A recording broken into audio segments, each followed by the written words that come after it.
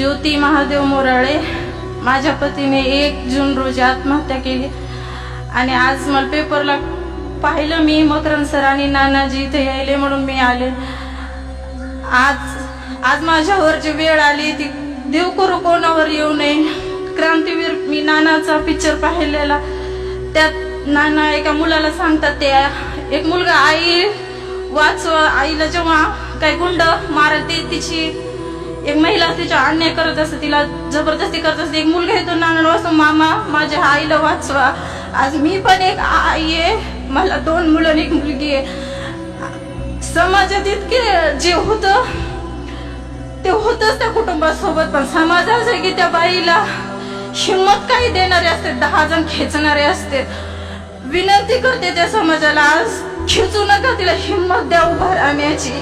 आज माझी एक मुलगी 8वीला आहे. गेल्या वर्षी म्हणजे मम्मी शाळेत ज्या विद्यार्थ्यांना वडील नाहीत त्या विद्यार्थ्यांना वेगळं केलं जातं आणि त्यांना शासनाची काही मदत मिळते. ज्या दिवशी ती घटना घडली 2-3 दिवसांनी माझी मुलगी म्हणते, मम्मी शाळा भरल्यावर सर म्हणते की तुझे पप्पा नाही येत, आम्हाला त्या लाईनला उभं राहावं लागल. मी म्हटलं मी तुझ्या पप्पाची ना आईची दोन्ही जिम्मेदारी उचलेल मी.